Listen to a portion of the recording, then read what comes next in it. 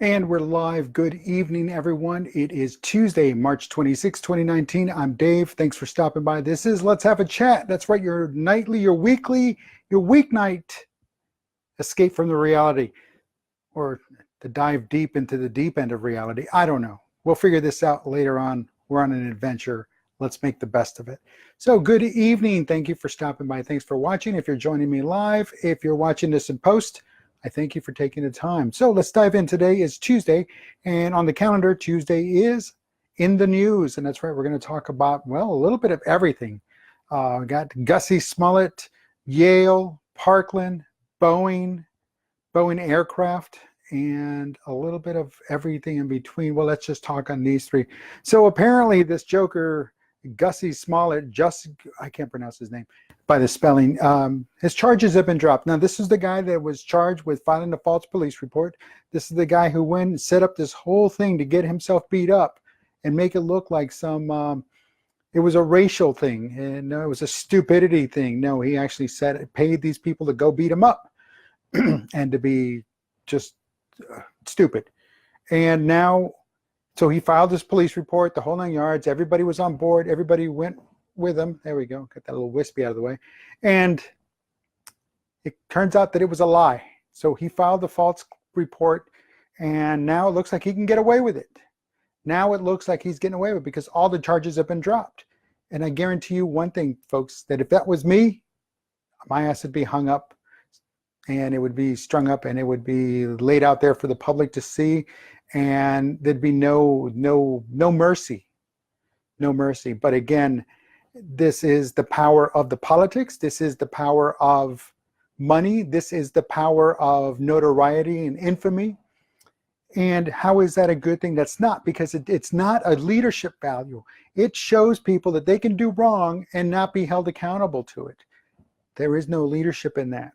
There is nothing positive in that. When you can do wrong and not be held accountable to it, just, go ahead and do whatever you want because you're afraid somebody's feelings are going to get hurt, because you're afraid that the truth might actually come out, that you're afraid that, hey, sometimes other people are more important than the celebrities, quote unquote, the celebrities. Here we go again with that celebrity.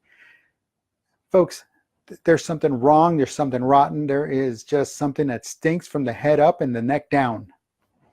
So let's see how this unfolds itself or folds itself, one or the other.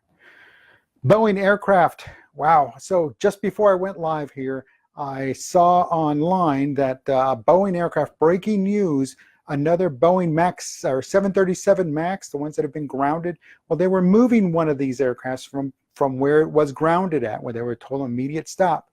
And they were moving it to a holding area where all these other Boeing 737 Maxes are being held. Well, guess what? There was an issue. There was a flight engine. Something was wrong with one of the engines, and now they got to deal with this. So now looks like Boeing is really starting to get the brunt of this, and starting because now it's costing these airlines millions and millions of dollars on a daily basis. Now I understand they can jack up the rate and charge for the bag of peanuts or whatever, and they'll get their money back, but they'll get it back from us, not from Boeing. There's not going to be a discount or a rebate. As a matter of fact, it seems like Boeing's actually going to charge them for the fix, which again is complete and utter nonsense.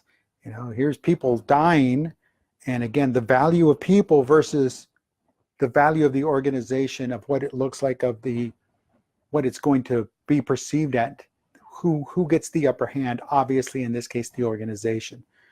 So where's the leadership in that? There isn't any, because again, you can do things wrong, you can do the wrong thing, you can hold people to a standard, but then at the end of the day, you're going to have to pay to get that standard corrected and brought back up to a level that's well functional and operational, and people can start doing business with. But until you sign that check, you're not going to get the fix.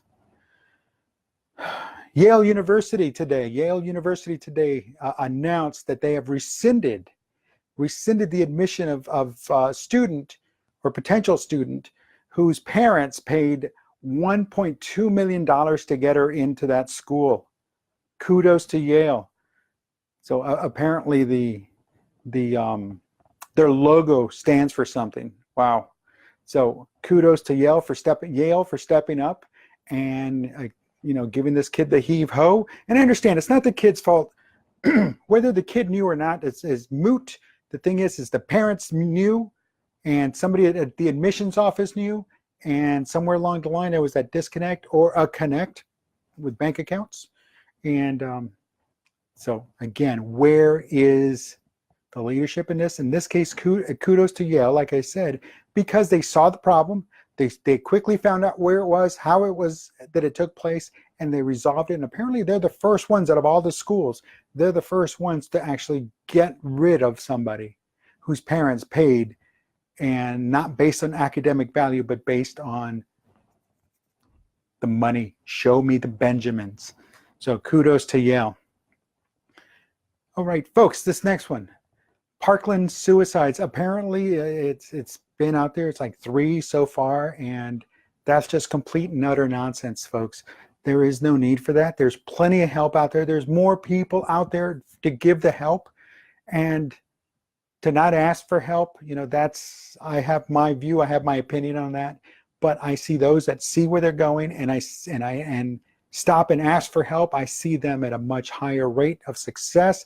I see them as individuals that, hey, they got it under control. And why? Because they saw that there was an issue, and they're going to control it. And they're going to do something about it. They're going to take care of it. And that is a very good thing. And folks, there's people out there that ask for help. Just go online and ask for help. And you're going to get inundated with phone numbers and chats, and bots, not bots, but chat sessions will open up with actual responders, and you can communicate with them. You can do it by email, you can do it by text, you can do it by phone call. You can actually stop in, and it'll tell you where you can stop in and ask for help. And as a veteran, I call out to my veterans, all the veterans, everybody who's ever served and getting ready to leave the military, gentlemen, ladies. We had a difficult task. We signed up for one of the most difficult jobs on the planet, and it's a lot. And I guarantee you, because they took all that time to train us to become soldiers, and then when it comes time to leave, they don't train us one bit how to get back into society, how to deal with society. So it's a difficult, long journey, and sometimes it'll last years upon years upon years. But know that there are people out there to help. And so veterans, I ask you, if you have a situation, pick up the phone, call 1-800-273-8255. Again, 1-800-273-8255. And then when the prompt pops up, hit the number 1. You're going to get connected, and somebody will talk to you, somebody will listen to you. And folks, make that call. There's no need. There's no need. Now is the time to be making the call. And this applies to everybody, the parents, those that survive, those that are having that survivor guilt. Again, ask for help. Don't take it upon yourself. It's a heavy burden. It's a long journey, and especially if you're on it by yourself, you know what? Ask for help. Help lighten that load. Because those that are gone, they would want you to keep living on. They would want you to keep celebrating life. Veterans, those people that are there, that are, those that are alive. Think about it. Your buddies, your friends that didn't make it home, what's the situation? What would they want? They'd want you to keep going on. So keep going on. So again, I thank you for your time. I thank you for your patience. It is now, it is Tuesday, March 26th, and I thank you for watching. Let's have a chat in the news. Mark, we'll talk about that later on down the road, not right now. And thank you everyone who stopped by, everybody who's watching. Have a great evening. I'll talk to you soon. Take care. I'll talk to you tomorrow, actually.